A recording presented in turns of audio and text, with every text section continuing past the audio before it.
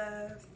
Today I want to read from Ecclesiastes 11, chapter 11, verse 4 through 5. He that observeth the wind shall not sow, and he that regardeth the clouds shall not reap.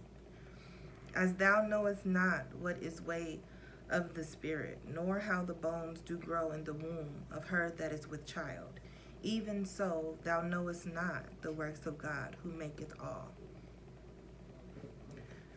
So verse 4 speaks about the fact that if you're observing the wind, you can't sow your seed. We are put here to be fruitful and to multiply on the earth. So when we are concerning ourselves with the things that are wondrous to us, that are out of our league of understanding,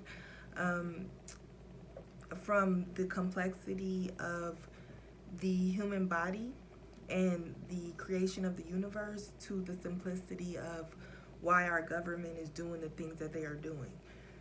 The purpose and the focus should always be God and God's will and His word and what He instructs you to do. And in spirit, in purity of spirit, in understanding the teachings of Jesus Christ, in abiding by biblical law, we are able to access our spirit selves and be able to operate and walk in the spirit. We need peace. We need peace within ourselves before there can be peace on earth.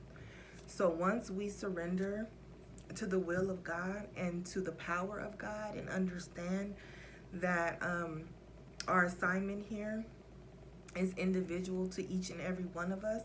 So those who are doing wrong, it's still for the good of those who love the Lord. And verse 5, and thou knowest not what is the way of the Spirit.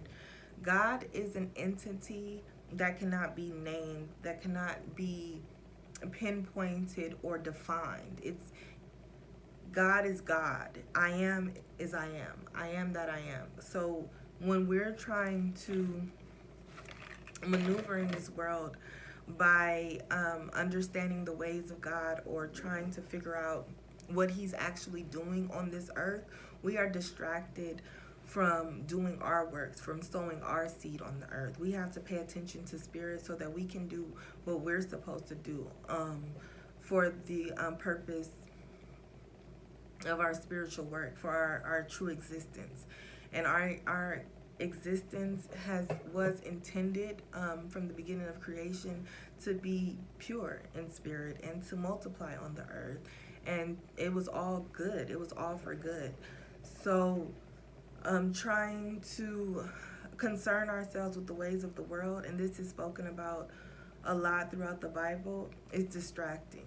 It's distracting, and I'm not saying like don't care or don't pay attention, but we need not to worry.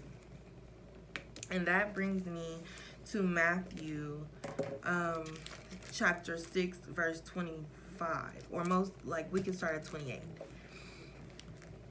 And why take ye thought for raiment? Consider the lilies of the field, how they grow. They toil, neither do they toil not, neither do they spin. And yet I say unto you, that even Solomon in all his glory was not arrayed like one of these. And so no matter how much wisdom or knowledge you have, the beauty of nature is not going to replicate the same in human beings as the beauty of nature. Wherefore, if God so clothe the grass of the field, which today is, and tomorrow is cast into the oven, shall He not much more clothe you, O ye of little faith? Having little faith in God is detrimental to your existence, to the world, to ourselves, to our culture, to society. You have to have faith. Like, you have to know it's detrimental to the spirit not having faith and not believing that God will take care of the things that you need. Because even in your midst of worries, you have to look back on your life and realize that you didn't. It's like, did you die? You didn't die. God provided for you, and He will continue to provide for you. And that's how faith is built through life experiences and through surviving some of the things that life throws at you that might, take out another person, or you thought it was going to take you out. But we just have faith and know that God is God, and He will move the way He moves, and that is not our concern. Our concern is what we're here to do and what we're supposed to do, and in purity of spirit, we can see that more clearly. Okay, love, that's all I have to say. Have a blessed night.